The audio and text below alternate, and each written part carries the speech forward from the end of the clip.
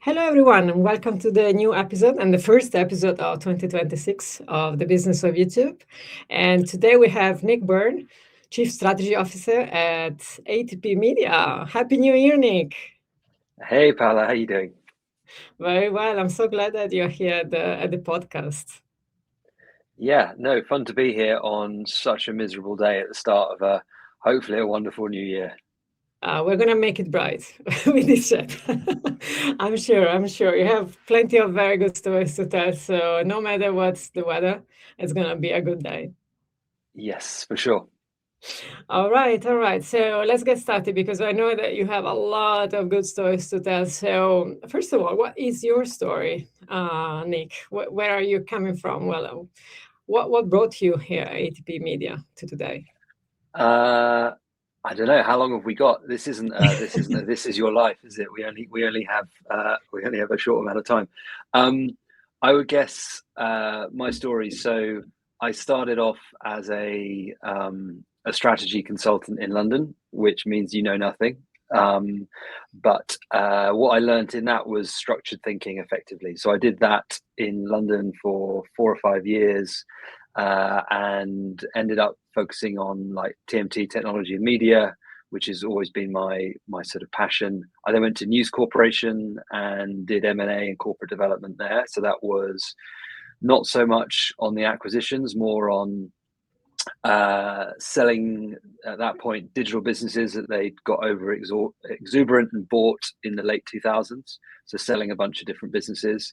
But then also I jumped into some of their smaller digital businesses and helped them scale. So whether that was in online retail, gaming, gambling, and publishing as well. And that's where I really got the bug for smaller businesses rather than huge corporates, because you really get your hand on the levers of the business. So I did that for about 4 or 5 years. I then went and did an MBA at London Business School, did a semester over in Cal Berkeley, drank loads of Kool-Aid in Silicon Valley and all of that stuff, which was loads and loads of fun.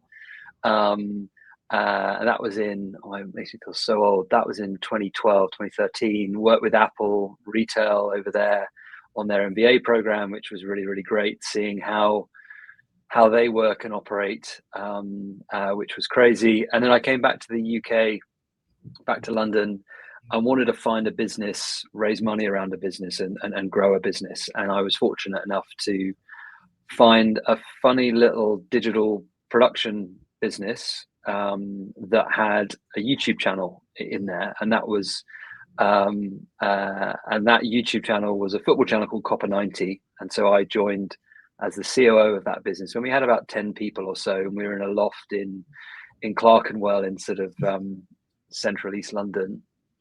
And we raised about $30 million around that business and grew it to 80 plus people over the next 8 years or so, from World Cups in Brazil to World Cups in Russia and sort of everything in between there. It was a really, really wonderful journey. And from being a digital production business with a YouTube channel, the YouTube channel ended up eating the rest of the business. So we changed the business's name to Copper 90 and grew that. I left that in 2019 to go and take those learnings and bring them into sort of other parts of sport. And I consulted to FIFA and to ATP Media during 2020. FIFA on their content strategy, and ATP Media on how do they use platforms, content, and data to grow their business. And ATP Media said, after I'd sort of done all that work with the board, they said, "Can you come on board and do it?" And so that was about 5 years ago or so. So that got me to ATP Media, and what I would say the gig from there has really been around, I call it an engine job and a gearbox job. So the engine job was about 5 years ago or so. ATP Media, which is the commercial media arm of the ATP Tour. So we make all of the live pictures, distribute those, and sell those. And we do that to global broadcast partners in different markets. We have an OTT streaming business called Tennis TV. And then we sort of digitize and hold all of that content and help the commercialization of it, as well as providing services to our shareholders, who are the tournaments of the ATP Tour, that sort of full pyramid of the tour. And the engine job is, we were set up as a business to deliver linear output effectively for broadcasters that are linear in terms of their output. Yeah. Yeah, and so it's moving from internal combustion engine to a hybrid effectively, because the nature of all of those media businesses, they are trying to transition from a cable pay TV model, to a multi-platform, or what we call a streaming plus sort of future. And so the nature of what that engine runs on is fundamentally different to just, we're going to deliver you wonderful linear output Monday through Sunday. So that's the engine job. And then the gearbox job is really, how does the actual business work in order to do that? And so literally, when we used to sort of talk about what our business was and what it did, we just talk about these different verticals across there. And actually, any of the new things that we need to deliver, whether it's for our existing partners or new partners, was having to run across the business, and it was very hard for the business to sort of conceive or manage those things. So we redesigned how the business works, how the business sees itself, to having commercial as sort of the tip of the spear at the top of the business, and then really the central sort of engine block of it is not just live content, but what we imaginatively called non-live content. So everything outside of the game, with our production management capability being the oil within that engine, and then all of that supported by our technology and systems underneath it as well. So it's an engine job and a gearbox job, and we have done a great job in transitioning how the business operates, but it's never a finished job. No, it's and a as we know as well, job. Yes. never-ending job. And media and the media industry doesn't, the end point is not landing on a dime and going, okay, great, we're done. As we all know, actually, that the change continues to accelerate, and the end point is actually different market by market. The end point as to what does a sort of a new mature model look like in Latin America, very different to North America versus, say, Western Europe versus, say, different parts of Asia too. And we sell on a market by market approach. So we go to each individual market and create partnerships. Your matrix should be very complicated. It is. So that's part of the story for how I'm here. Well, actually, it's interesting because I love non-linear trajectory in careers. I think that they are the most interesting ones, because I think that you learn the most like by changing and zigzagging sometimes. At first, it seems like, why? And people like really raise an eyebrow, but they make you like a very special kind of eye for things. You just have your own point of view that is very strong for some reasons. Like you're just putting together things that apparently maybe they don't match for some reasons, or they don't make any sense, but they do really have a sense because of how you can look at it because it's just non-linear. That's so I think that, and also by listening to the whole story, it's interesting because you were very early in many different positions when things were just right there to start, which is not always the case. Usually people love to follow, and that's easy to be like in a company that grew very massively and is like, yeah, okay, that's a nice brand. Copenhagen wasn't a nice brand. I mean, it was a nice idea at first when you joined, but then it was the thing. It was the darling of football and digital. I mean, I remember it was Copenhagen and nothing else. Like when I was at Google back in the days, it was like, and that was global, period. That was the thing. Yeah, we fought very hard to get that visibility sort of internally at YouTube and on the platform also, to drive the commercial side of the business as well as like sort of the consumer side of the business in terms of that visibility to it. And we were very, very good at that. Yes, there wasn't as much sort of about, but it was still crowded, it was still noisy, and so you had to create sort of distinctive noise in order to cut through. And actually, lots of really awesome things that we did there. But one of the best ones to that sort of how to cut through the noise, and what our sort of one of our most successful sort of sales approaches was that our sort of positioning was not, hey, we have all of the football, come watch the football here. We were a soccer football business, media focused business, but was really, we use football to connect with a young audience. And it is that on a global basis, that sort of number one first adjacent connector of passion to anything. So it might be like, hey, I'm really into music, but I'm probably also into football, or football and then into music or else. So we called it sort of that football plus strategy was what it was, in terms of football plus music, culture, gaming, fashion, travel, experience, whatever else, rather than just football plus football, because a lot of places deliver you football plus football. And they either own the live rights, or they own the highlights, or they own the talent, or whatever else. And so that we knew one, we couldn't afford the rights, and two, the nature of that competition is something that we couldn't sustain or ever actually win unless we were raising ridiculous amounts of capital. So that sort of necessity as that sort of mother of invention meant that because we didn't have the live rights, we had to do something else with it. But also, and this is credit to the team before I joined, because they went through what's called a sort of a YouTube originals process, where YouTube was giving out checks to people to make quality content on the platform, and the hope was that quality content would raise CPMs and it would all go from there. And I think looking back, YouTube would be I have a entitled to say slightly that was different successful. view on that, but fine. That's gonna be for another episode. Maybe that's for another one. Yeah, don't reveal the secrets of it. But in that sort of pitch, our view was, whether you've got the official highlights or not, or the official match or not, even in 2012, kids can get that legally or illegally very, very quickly. And actually, it's the stuff outside of that didn't matter. Wasn't available. And we had a line which was, everything outside the 90 minutes makes the 90 minutes matter more, which is, I'd imagine, sounds beautiful in Italian, if you're able to translate that for me.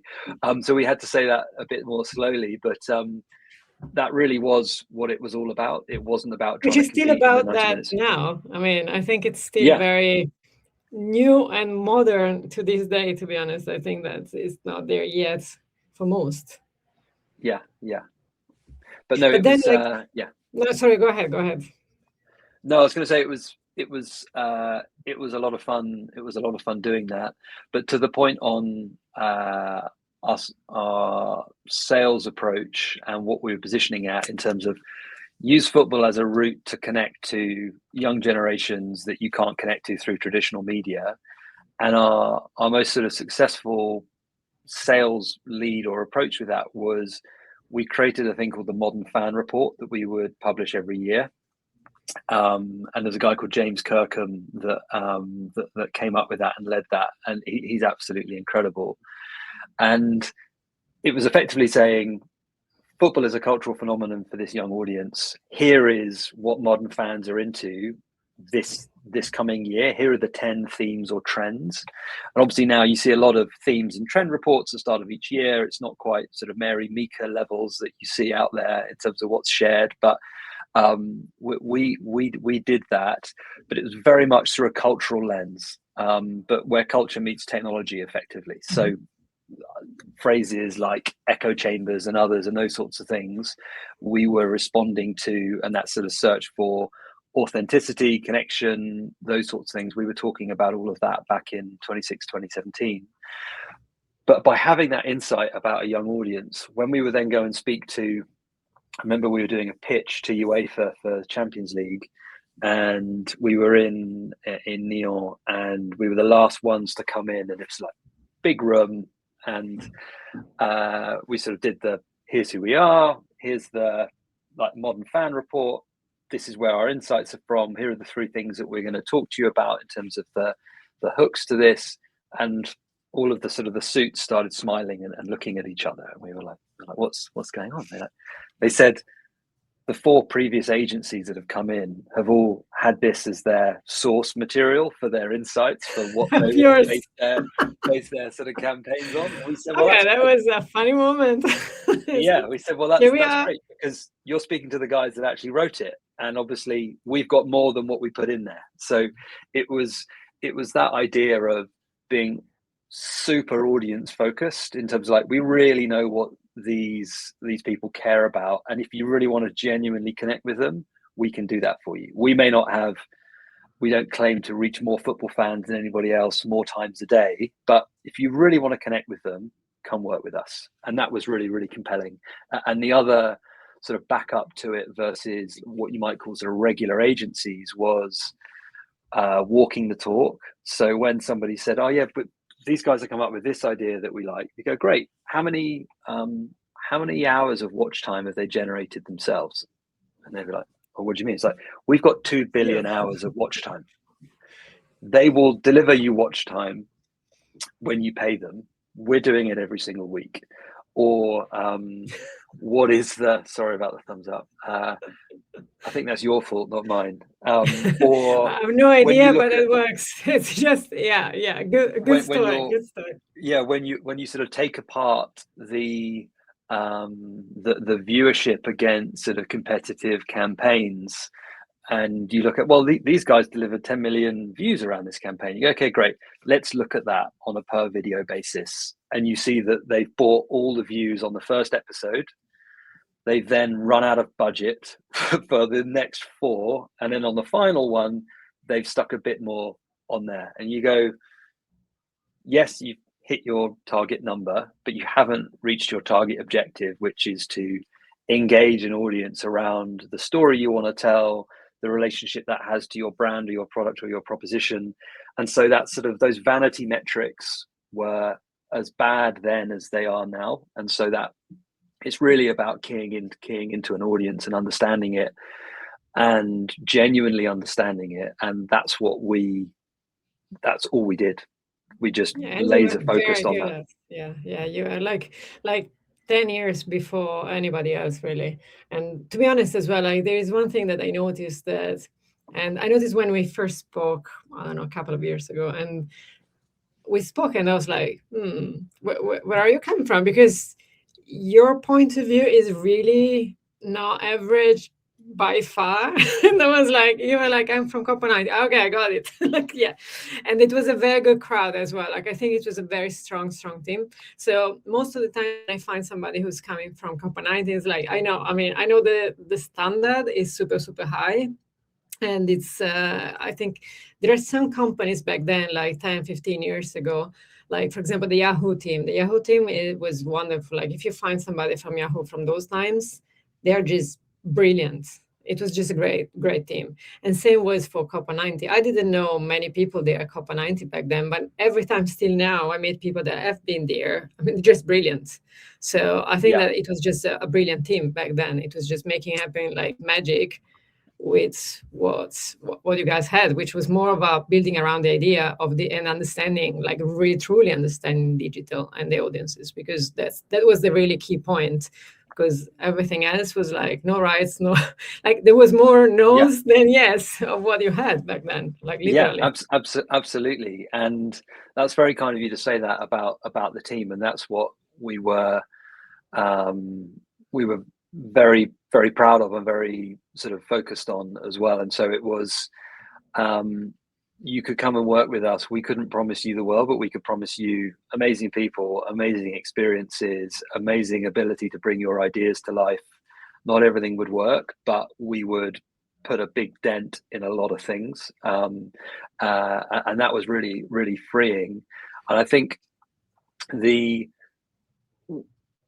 when you think about there's a phrase that's really often used, which is like startup mentality in big businesses, and until you've worked in a startup, you don't really know what that is. And for me, startup mentality has huge jeopardy, which is basically, if we don't sell this, we're going to go bust. We're dead. Yeah, we're pop. We're dead. It's not, I have to go back to the investment committee and ask for more. It's like, or it's really life and death. Are we paying the payroll next month? Yes or no? Yeah, Do we have a team? Exactly. I think actually the first month that I joined the business this was the end of 2012. I think literally within the first couple of weeks, we went in to meet with the accountants, and they said, "You're technically insolvent." I was like, "Oh, right, It's not okay, good start.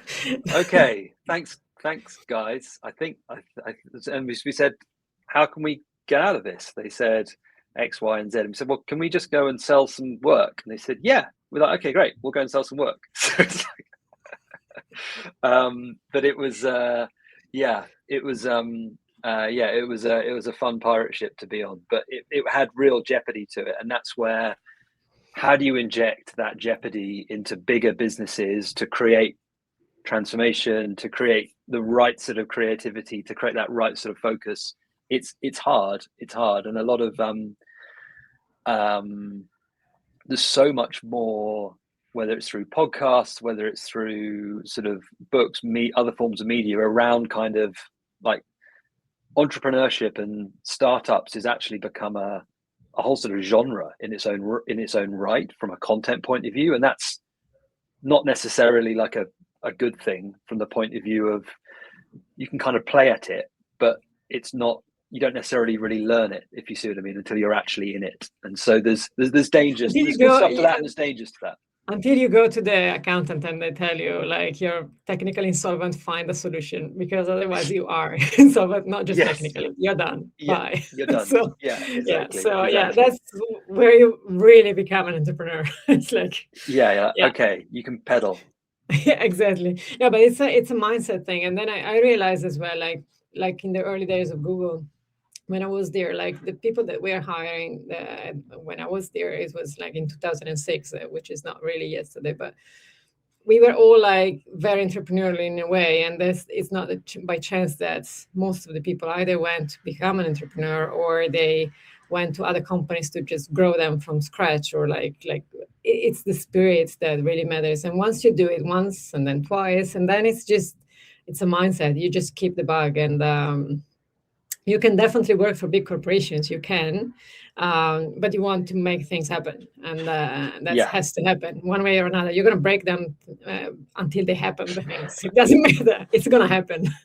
And I think it's really something that, especially from who has been in those days, I can see that over and over again, because it's something that we just give it a try. Really, we got our hands hurt dirty in like, okay, let's try it. Whatever. Worst case Yeah. scenario, You have it to you doesn't have to work. be you have to be practical. And at the same time too, it's that sort of there's a phrase called sort of operational leverage. So there's a really good book that I read at the start of every year, which is called High Performance Management by Andy Grove, who's the original CEO at Intel. Mhm. And it's the best business book out there, because it's about that big, and you actually read it start to finish. You don't just read the introduction and then the final chapter of it. And it's all about how to do the regular things in a business, like run a meeting, make decisions, organize teams, the absolutely sort of fundamentals of creating a workflow and executing against it. And one of the key sort of bits in there he talks about is operational leverage. So if you're a manager with a team, and your leverage is how you can effectively use that team. And so when you're looking in a startup versus a bigger business, in a startup, often you are that whole team as well, and or obviously you can use software or other pieces within there too. And that's part of the challenge of that skill set in a bigger business, is how to really get that team operating to the speed that you need them to work to, and in the ways that you need them to work to within there too. But it's it's a really good book to read. Absolutely. Noted. I haven't read it yet, so that's a good one. Now, moving like from your Copa 90 days to now, how did you see the difference in the digital? Like, what's the evolution of the digital space, or like the business versus digital, like traditional and digital? What changed? What didn't change? Yeah, I think first sort of view on that is things change much more slowly than you think they do. And you still see today models that were kind of new 10, 12 years ago being re-executed. It's just that either the platforms or the commercial environment or the operators have changed and developed. So now it might have been too early 10 years ago, and it works now, or it might have been great 10 years ago, but now you can redo it again, but in a different way. So whether that's, say, in 2012, 2013, when you were looking at things like Awesomeness TV and Machinima and others and those sorts of things, and now you look at, say, for example, Overtime in the US or 433 back in the 2016, 17 on Instagram, or others, they're not necessarily hugely different models. They are effectively digitally distributed content businesses. They don't necessarily own their own big platforms. Some of them might be creating or owning IP. Others may not even be doing that at all, but they're just trading off of that audience. So things change a lot more slowly than you think. The A lot, next would be by far, a lot slower. yeah, it's not. And one of the things that I was guilty of 10 years ago was kind of like, oh, that's done. What's next? And it's like, well, actually, no. It's not quite the Warren Buffett analogy of sort of picking up cigarette butts and smoking them right down to the filter to get more of the value out of it. There's a case of some of these things are so long that you can't even see the end point. So take, for example, when we were at Copper, we worked with lots of creators and early stage influencers within there. And I remember thinking there's like a creator wave, i.e., it's going to crash at some point, but actually it's much more of a creator tide, right? When you think about the scale of that economy and the nature of it's a significant, meaningful part of what media is, how it's distributed, how it's commercialized. The creator economy has got to be worth more than Hollywood is this year from a top line point of view. I think Hollywood, in terms of major theatrical releases, is trying to get to over 9 billion this year. That's their kind of watermark. Creator economy just hoses that in a heartbeat. So it's that creator tide versus wave. And then I think the last bit is that capacity for creativity that you still see. Do you remember pre TikTok, you'd have sat there thinking, well, you've got Facebook, you've got YouTube, you've got Instagram, you've got Twitter, you've got Reels. Reels didn't come out at that point. Or you had Instagram stories, and obviously you had Snap, and you thought, well, there's no room for anybody else to come in. TikTok comes in. You could say the same in sneakers, right? You've got Hoka, you've got On in there versus Nike and Adidas. So there is always capacity. Space. Yeah. There is always capacity for new entrants who think about things in different ways. And so that, again, is always that ongoing source of opportunity. The question that you in an organization, whether you're a big organization or a small organization, is, can you actually take advantage of that or not? And that's where I guess sport has a lot of things happen to sport rather than sport imposing its or driving a market or imposing its will on a market or a behavior or a platform. And now moving to sport, because now you've been like 5 years at ATP Media. Yeah. It's been a good while. So you definitely have a view on the sport industry, even more like from a traditional point of view. Like you can actually compare the notes, which is very good. Like, how do you apply that in terms of like digital opportunity for ATP, and where do you see the opportunity? There's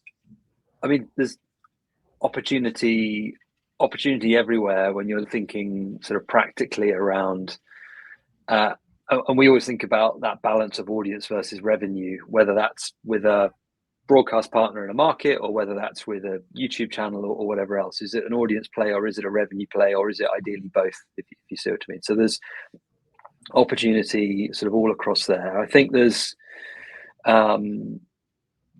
it's an exciting era when you think about tennis specifically as it relates to as a new crop of younger players, whether that's Yannick or Carlos or others, or Ben Shelton or Francis Tiafoe. there's amazing young players coming through.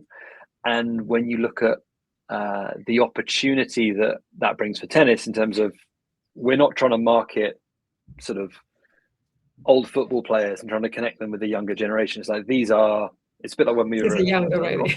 a Copper 90. Our sort of biggest first pivot was when we actually hired the audience to do the work, rather than let's hire people that used to make TV to make this. It's like, no, go and hire the 18 through 21 year olds and give them cameras, give them responsibility, take their platform understanding. And so when you've got young players, young protagonists who are exactly the same age as the people you're trying to connect to, that's a huge opportunity. I think the players, athletes as creators is not a real thing yet in tennis, but it can be a thing. And obviously that's not seeking to make every single ATP player a Bryson DeChambeau equivalent or sort of YouTube sensation, but for those that have a connection to it, have an interest in it, have a love of it, and want to connect in those ways, it's like, how can we facilitate that and enable that, not get in the way of it, if you see what I mean. So I think that's really interesting. I think other sort of opportunities for tennis is, how do you enable a greater sort of cultural depth to tennis outside of the live, whether that's the match play. There's so much tennis match play, whether you're watching it live on Sky in the UK or whether you're catching clips of it on Instagram or YouTube or anywhere else. There's so much of that live or match play. Like, where's the cultural depth outside of that? That's obviously what, if you think about football, has a lot of that, partly out of necessity, partly out of market and demand for it and validation of it. Very little of that exists in tennis. And when you ask, is there a good reason why that doesn't exist? If you think, well, are there enough fans that should care about that? Definitely, in terms of definitely, in terms of the numbers. There's about 1 billion fans globally when you roll in sort of people that watch slams and others within there. So there's definitely a big enough market. It's definitely big enough. It's like 1/8 of the world population, including like recently born and 90 years old. So yes, definitely a big market. Exactly. There's definitely a big enough market, but why isn't there any of that cultural depth to it? And that is where, again, when you think about it as a governing body, or we're ATP Media is not the governing body, but we are sort of the commercial sort of media arm of the tour. But we can't do all of that ourselves because you don't have the money to do that. And nor should you seek to do all of that yourself too. So how do you propagate that? How do you support that? How do you foster a healthy ecosystem that can do it? I remember when we were doing that in football, to start off with, there was a lot of suspicion around what we were doing, from whether it be FIFA or UEFA or big football clubs or others or Premier League. Like, aren't you a threat to me? And it's like, well, we're not, because we don't have the live rights, we don't have your players, we don't have any of those, things. And actually, we are helping you propagate and engage an audience when you're not doing your thing. And they eventually started to understand that, and actually they said, okay, that's actually a playbook, and there's a lot of that playbook that we can go do ourselves. But at the same time, even if you are Manchester City, and Manchester City is an amazing organization, really well run, and great executors, but even as a Man City fan, you don't want everything about Man City just to come from the official channels, right? It's like you want different viewpoints, and you understand, as a young audience, they authentically and sort of intuitively understand what's an official voice, what's an unofficial voice, and what's the stuff in between. And we want to propagate more of that within tennis, because it doesn't really exist. And that doesn't mean that we should try and dominate or take all of the commercial upside from that, because that isn't how you create a flourishing market within there. So that, I think, is a huge opportunity for tennis. And in the last 5 years, what are you most proud of? What what have you seen in the changes that you're like, okay, that's something that's like it was tough, but tick. um, Sort of, I think, was that from a tennis point of view, from a personal point of view, or broadly Like sports? from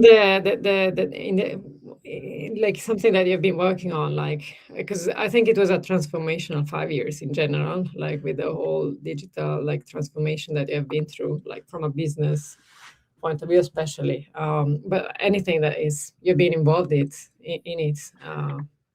Yeah, I think the way that from a just an ATP Media point of view, in terms of the way the business sees itself, the way the different departments understand each other, see each other, understand their independent roles, their interconnected roles. We've come a really long way over that period of time, and we've done a lot of work to bring the whole senior management team on that journey. So we have about 20 to 30 people in that sort of management layer within the business, and the whole of last year was spent on empowering that group as to what the strategy of the business is. Our strategy, we talk about rewiring for a digital fan future, and we sort of work through why that's the solution that we're building to, and the sort of the longer term vision of the business.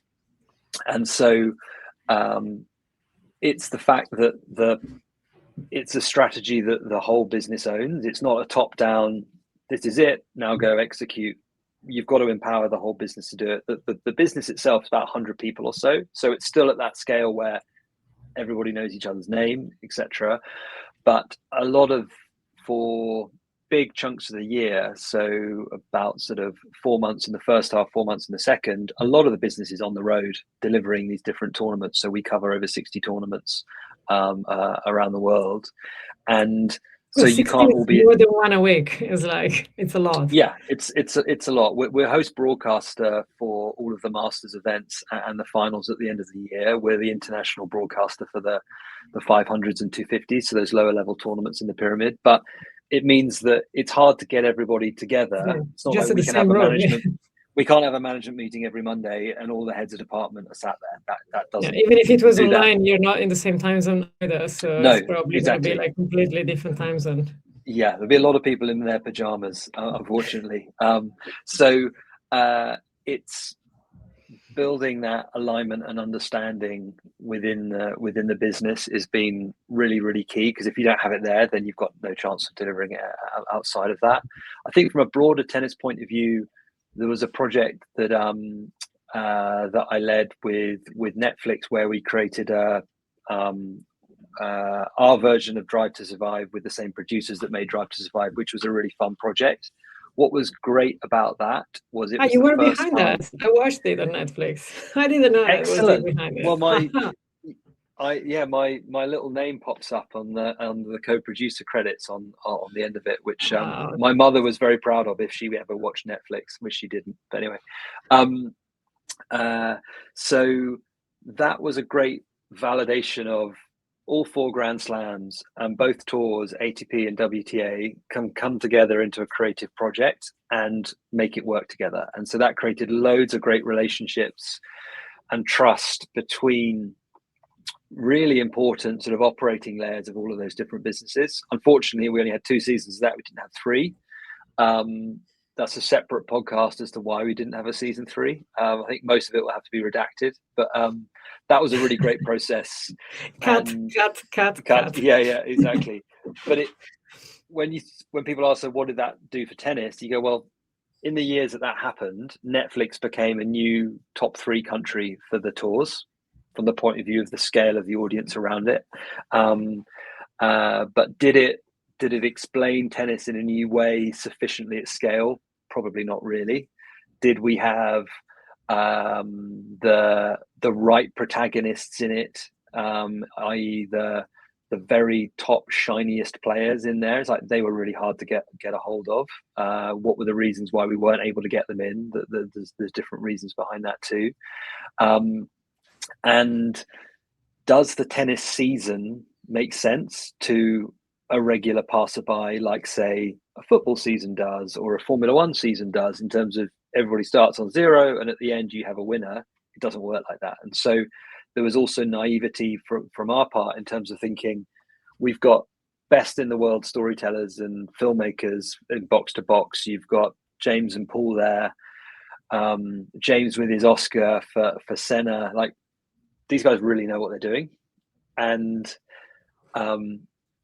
it's sort of, tennis was still too hard to sort of basically create a start, middle, and an end to it that a passerby would go, hey, I can drop into this and pick it up. So there are structural challenges around the nature of how tennis is sort of put together from a fan point of view, which are still really hard to get over. So when you think about those sorts of things, it's everybody in tennis works really hard to do the best within the structural constraints that they've got, but there's always opportunity to make the story easier to follow. And if you can do that, then there's inevitable further upside and further new market and new audience that you can generate. Definitely. I think like the documentary was humanizing the athletes, because I mean they have a hard life. It's not an easy life. There's like always traveling and always cutting edge in terms of performance. That's tough. But then when and you you see got to see human. Yeah, to that human point, you get to see Berrettini's hotel room. People are like, oh my God, Yeah, true. he doesn't put his shoes back in the box. What's going on here? Indeed. It was one of the first episodes, if I'm not wrong. Yes. I remember that one. Yeah. Indeed. Yeah. But it makes them more human and more close to the fans. I mean, that's it's the and they're storytelling at the end. It's like human beings. and there were some wonderful stories in there and genuinely great characters. It's sort of and we really resonated with tennis audiences. And there were some characters which people are more divisive, like Nick Kyrgios is no secret that some people love him, some people hate him, some people love to hate him. But he creates jeopardy, he creates sort of stories within there too. And there are other sort of newly discovered characters that people relate to, whether it be sort of say Berrettini in there, or whether it be say Maria Sakkari or Ons Jabeur or others that people say, oh, I fell in love with her. She's amazing. Her story is fantastic. I really root for her now, and I'd never have discovered her if it weren't for this. So there's those sorts of connections that are sort of the platform that Netflix represents, and obviously there are others out there, is really sort of unprecedented in scale, but discoverability is really, really tough, and they're running a business and they only really want the things that can deliver that scale for them. Right. And speaking now that we're speaking about Netflix and other platforms as well, in terms of the sport industry, so not necessarily just tennis, how do you think that the sport industry is mature enough and leverage those platforms? Like, do you think they are like really taking advantage as they should, or there's like, where are we with that? That is a tough one, because I think it's probably a week rather than a podcast. But it's the sports industry writ large. You can kind of carve it up into US domestics, sort of major internationals, and then other within there. And you look, and they are all operating in different ways on different platforms and trying to get different things from them. And I don't think there's a one size fits all across all of those. So when you look at, say, what works for the NFL and the NBA, and what is meaningful on their P&L versus what is just straight marketing and promotion, versus what that is even for, say, a Premier League versus, say, an ATP, they're very different. I use a chart internally which shows the size of the content teams within the top 10 European football clubs, in terms of just the number of people, let alone what their operational sort of P&Ls are. You look at that, and then you look at what we have within tennis, and you go, let's be really realistic about what's possible based on, this is just this 10 in terms of competition, let alone PGA, let alone NBA, let alone NFL, let alone US college sports, etc., etc. So I think that it's very hard to talk in generalisms across there. I think it's the sport by definition is heavily dependent on media to reach its audiences for obvious reasons. And so the nature of how it reaches those audiences and really reaching those audiences on its own terms is changing. And I don't think they've got to the answer there yet. It's not, yes, you can distribute the NFL Sao Paulo game on Casa TV in Brazil and drive a huge audience. Yes, that's great. Is that the answer for the IOC, for example, across other sports where you don't have sort of endemic sort of Brazilian interest to it? It's like maybe not. Is that the answer sort of universally across there?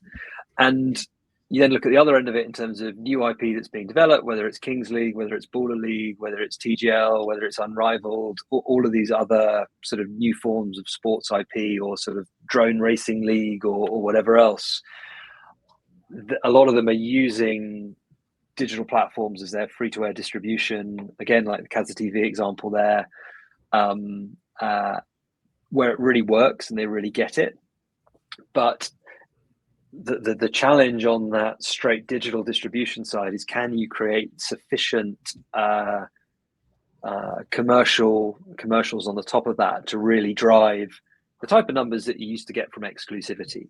And certainly that's where in certain pockets you're seeing validation of that. So again, that Casa example, and you have super young population, really high mobile penetration, really high YouTube usage and watch time within there, and they are able to stand up Casa as a way of reaching that Gen Z audience at TV scale, and it is a proper business with professional sales teams so that brands and agencies can buy effectively on there. So it's like that actually works.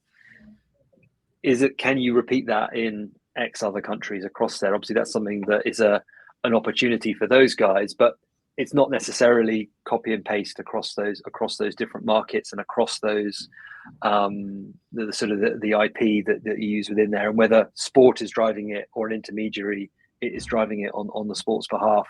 And that again is where you look at the muscle that is within the sports themselves to take advantage of those opportunities. A lot of them don't have that muscle within, or that capability within their businesses, and you can argue sort of nor should they, because of the size of those businesses. So they need to work with partners, they need to work with agency partners to do that. And how do you find the right ones, and how do you align the right incentives around it? So I think there are a lot more partners out there that are thinking about that in more inventive ways, commercially inventive ways from a content and a platform point of view. But again, with those two, there's a lot of sports businesses that would still just like to get a check if they possibly could, and outsource the rest of it. Which is fair enough. I mean, if you can go with the check, I mean, it's a human thing. You will go for the check. Mean, it's you go with the known, and maybe you're gonna do great. You go for the check. I mean, that's human. Yeah, there's human nature, right? Are you gonna get fired for taking the check? Probably not. Yeah. Are you going to get fired if you say, I'm not going to take the check, I'm going to stick my neck out and do this? You're more likely to get fired on that second route. So a lot of it is all of this stuff. You've got to look back to human nature and incentives drive behaviors. Yeah. I mean, there's nothing. It's understandable. It's not that it's right or wrong, but as a senior leadership, in the senior leadership roles, you need to understand, like, you get the check and you get ready for what's next. So you get a good balance. So you know that the organization stands up today and even tomorrow, and then you just don't wake up and it's like you're technically insolvent like a startup, because it's not a startup. and you don't have the right people to actually solve that problem, because in a startup everybody's like, okay, we want the check at the end of the month, so we're going to make it happen. Like we are like it's a total team effort, and that's the mindset that everybody has. In bigger organizations, like, okay, let's find a job. Fair enough. and so you don't have the people to actually execute on the getting the check at the end of the month. So, but speaking of YouTube, who do you think in the sport industry is doing a very good job and you could be inspired from? And it's a good learning experience. I think Other than what yourself, of course. Like, oh, of course, of course, of course. I think what Bundesliga, DFL have done in the UK, it's a micro example there, but they are working with a YouTube creator, Marcus Goldbridge, to distribute their live games. I think it's on Friday nights. So they're trying something different, back to that sort of capability and muscle. And we've spoken to those guys. They're trying something different. They're conscious it's something different. They're having to do a lot more lifting than they would do on an ordinary delivery of this, but they are open. They're practical. They want to learn from this rather than saying this is out of the box going to be exactly the right solution that we want to use in the future. So I think the way that they approach it and what they're doing is really smart. And I think the thing with those sort of endeavors and initiatives too is people are always really quick to judge it on the first week, and being guilty of that in the past when you see new things and okay, the numbers aren't that great, move on. It's like they're starting, and they're going to have that commitment to trying new things, trying to find that fit and iterating around it rather than just one and done. So I think you have no idea how many people actually asked me after the second episode, do you think this is a failure or this works? I'm like, well, first, let's say the numbers, okay? Because it's not an opinion. I mean, my opinion is worth zero without the numbers. And second is like, after two times, it's like, give them time. I mean, and plus, when we looked at the numbers, actually, I started publishing the numbers because, I mean, a lot of people asked me, I was like, I'm not involved in the whole deal at all, but I love numbers and I love to understand and learn something new as well. So I was like publishing the numbers, and actually the numbers they were doing, like Mark Goldbridge, for example, were like 3 times or something like, I don't remember the exact numbers, but it was like 3 times something the Bundesliga, like the official one channel. So it's like, okay, there might be something here. It says something, and then you need to really analyze all of the data behind the big number. It's like, okay, who is it? Is that a 16 years old that's never cared about Bundesliga at all? Is that somebody who was already in Bundesliga? Is that somebody that started looking into Bundesliga? It's like there's a lot more nuances there, and to be honest, but I think we're going to publish some numbers at the end of the season, and to be honest, I think it's going great. Yeah, so don't judge it on how it starts, but I think that's a really good example. And again, you can a lot of the times sort of the rest of sport beats itself up because it's not doing what the NFL or the NBA do, and you can't compare yourself to the guy that's got the huge house and all of the shiny cars, because that's not how it's not everybody's situation.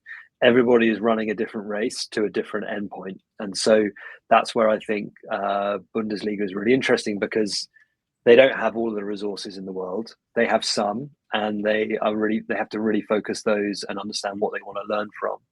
The other one that I think is interesting is the whole podcast space, but the video podcast space effectively, and how when you see what Netflix is doing in terms of trying to take some of those podcasts away from YouTube and bring them onto Netflix, and actually what that represents in terms of, again, it doesn't feature the live rights. It's not about that, but it's the ability to have a much more, whether it's like deeper niche conversation or more broader general conversation for audiences that are interested in that sport or otherwise.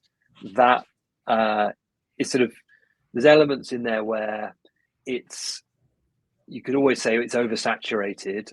I think there's going to be a lot more before you start getting less, if you see what I mean, within there. Certainly when you look at tennis, Andy Roddick does Served, which is wonderful and is well produced, isn't afraid to ask the hard questions and have opinions within there. And so again, when you look at how do you create more depth, cultural depth around tennis, those sorts of areas I think are are really interesting as well, that should be propagated and supported, because it's only good for tennis. Yeah, and I'm sure that also the whole podcast in sport is an industry. It's gonna be an industry on its own. Like and the fact that last week they were announcing as well the deals of the overlap being acquired, plus the rest is football having the archive from the Premier League. I think this is gonna be like kind of opening the doors to whoever else. Like these are the first starters, the first Yeah, believers who are gonna be wiping off when the value that they created, rightly so, and everybody else now is like, okay, now we can do it. like yeah, it's something that could be done. So there's going to be a big wave about that. I have no doubt. The next 12 months are going to be like a big change, and a big change in the M&A of the in the industry as well. There's going to be it's coming in yeah, 12 to 24 months. and within there too, it's whether it's in sport that owns IP or is licensing IP. From that acquisition point of view, what are you actually buying within there? Because obviously, if you're buying there's innumerable stories of you buy, whether it's a great production shop or a creative agency, and you buy it because of Paola and your business partner. You've done your earn out and you disappear, and then you're left with, well, what have I got? You'll see that in sport as well, whether it's you're buying an agency, but they don't actually have the rights, they're renting the rights within there too. So it's, can you, and I don't know the multiples of, say, the overlap or others, and I don't know the overlap team, but like I'd be super interested in what multiples they're selling that on. Are they selling that they're not selling that as an agency production business, they'll be selling that as an IP, but sort of is it a media IP plus valuation they're going for, or are they claiming something else within there? And is that actually what they've got?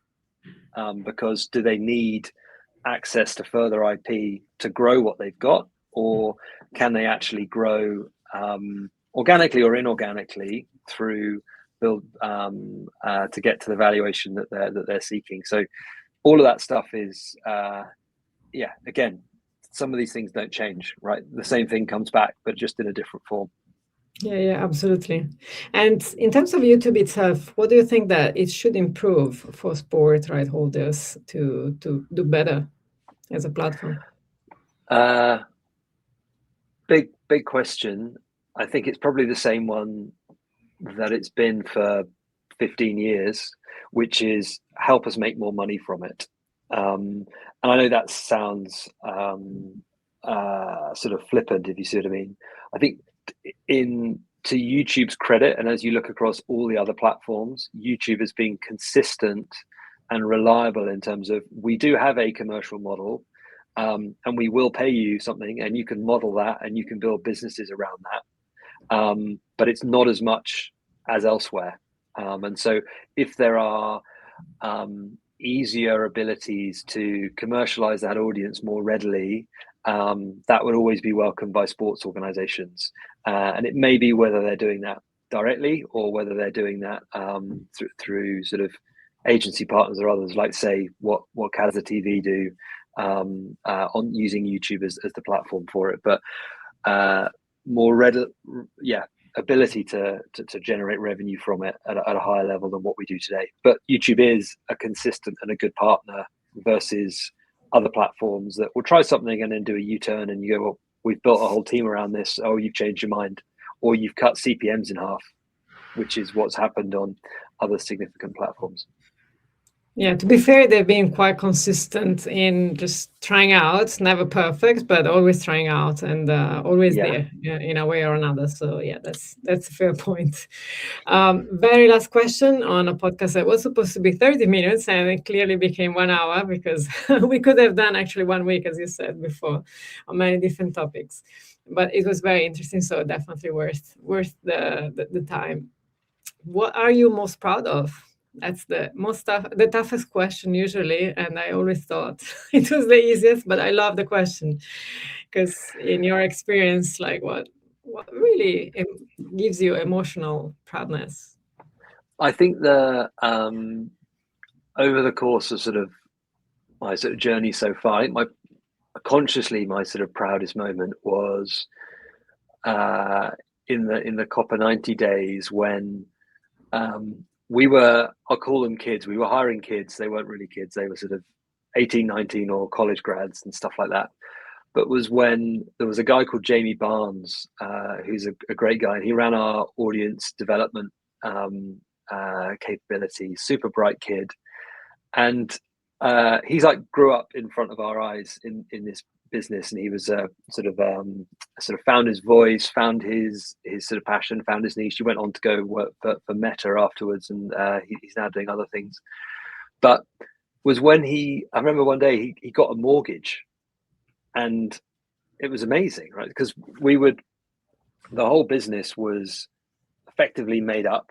We made something out of nothing, and we were able to take a smart kid first job, and they were then able to actually create a life, create experience that they traded off, that they were able to get a house with, or when people had kids, it's like you're able to help people on their real life journey and create actual like life value for people. So that it's the enabling people to do great things and actually move forward is probably my sort of proudest bit from it, which sounds a bit sounds a bit soft or otherwise, but it's all about I think it's a great story. The reality is that in digital you can really create everything from nothing, and when you touch it, it's like, this is great. I mean, you can really do something, and there are no barriers. No, you don't need to ask permission to anybody to do that,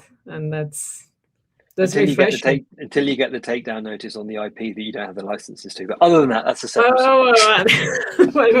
do things right, or try to. Yes. At least. Yes, Respect the rules. exactly. Yeah, but I totally understand that, and that's when you see people smile, the smile in people's face, because that's something you created. It's rewardful. Absolutely. Yeah.